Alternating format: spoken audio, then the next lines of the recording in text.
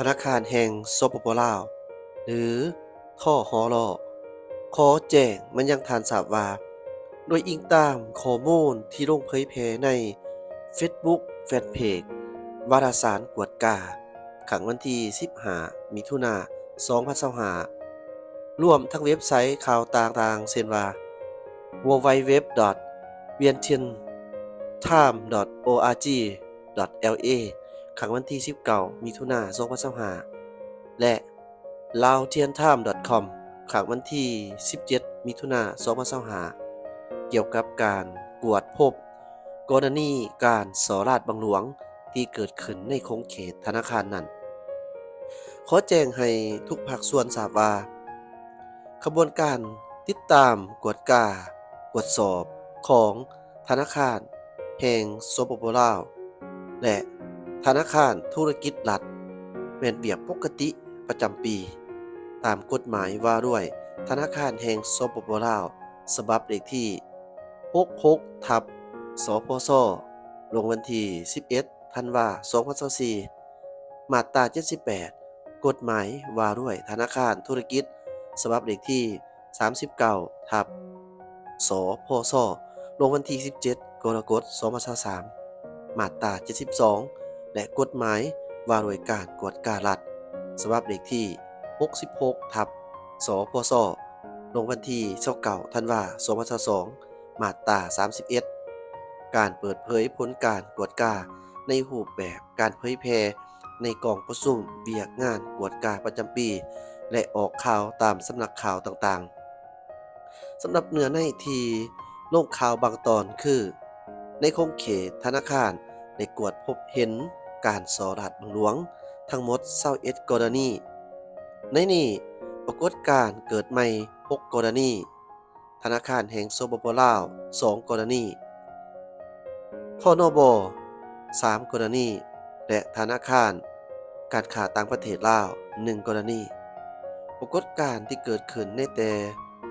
ปรากฏการณ์เกิดขึ้นใหม่แต่ติดพันกับกรณีเก่า15กรณีท่อสก5กรณีและท่อนบ10กรณีและสมาชิกพรรคพนักงานถูกปฏิบัติวินัยทั้งหมด167คนทหลหรือธนาคารแห่งสปปลาว11คนทคตลหรือธนาคารการค้าต่างประเทศลาวมหาชน37คนทสกธนาคารส่งเสริมกสิกรรม114คนและทนบ5คนถูกปฏิบัติวินัยขัน1จำนวน59คนขัน2จำนวน80คนขัน3จำนวน20คนและขัน4จำนวน8คนซึ่งเห็นว่าเนื้อในดังกล่าวมีลักษณะสังรวมโดยย่อฉะนั้นในนามธนาคารแห่งสปปลาวหรือทหลมีที่เป็นผู้คุ้มครองมหาภาคบรรดาสถาบันการเงินจึงขอขยาย2เนื้อในที่กล่าวมาข้างถึงให้สังคมได้รับทราบอย่างจะแจ้งดังนี้ 1. สำหรับหากรณีที่เกี่ยวข้องกับธนาคารส่งเสริมกสิกรรมหรือทสกแม้นมีเพียง1กรณีที่ได้เข้าสู่ขบวนการดำเนินคดีและมีการกระทำผิดทางกฎหมายส่วนที่เหลือ4กรณีแม้นเป็นเพียงขอบกพร่องในการปฏิบัติหน้าที่เวียกงานที่บ่สอดคล้องกับระเบียบการของสินเชื่อแต่บ่แม่นการสอราดบังหลวง 2. ในระยะที่ทสกจะมีการกะเกี่ยมปรับปรุงโครงสร้างหันเป็นธนาคารร่วมทุนภาครัฐได้เพิ่มทวีการกวดกาอย่างเข้มงวดเพื่อสะสางปัญหาโครงข่างในอดีตให้มีความละเอียดจะแจ้ง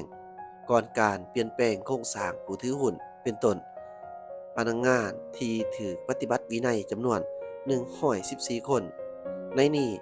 ถือปฏิบัติวินัยขันหนึ่งจำนวน49คนและถือปฏิบัติวินัยขัน2จำนวน65คนการกระทำผิดของพนักงานข้างเทิงทั้งหมดนั้นแม่นเกิดขึ้นในระยะก่อนการร่วมทุนในระหว่างปี2013หาปี2019 แต่พนักงานดังกล่าวได้ถูกดำเนินการปฏิบัติวินัยตัวจริงสำเร็จในปี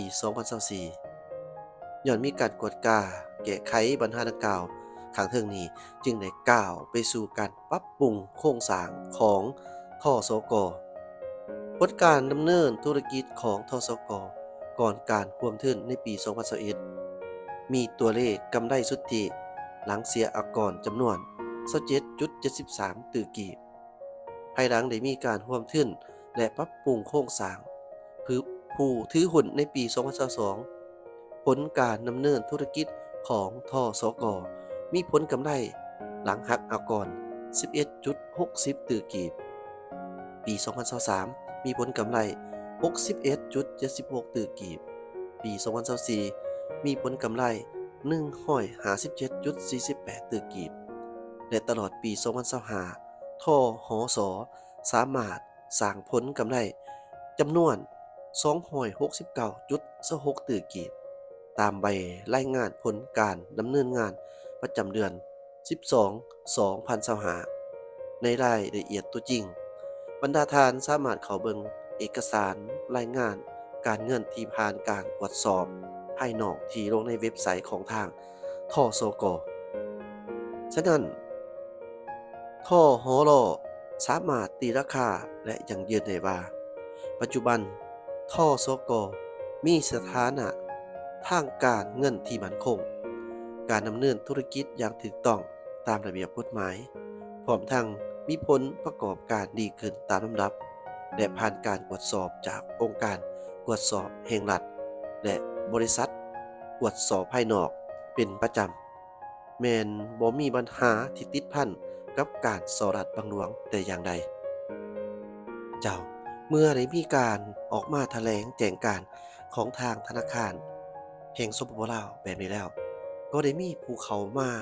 เห็นและก็ได้แสดงความคิดความเห็นอย่างกว้างขวางเอ็ดมินขออนุญาตยกบาง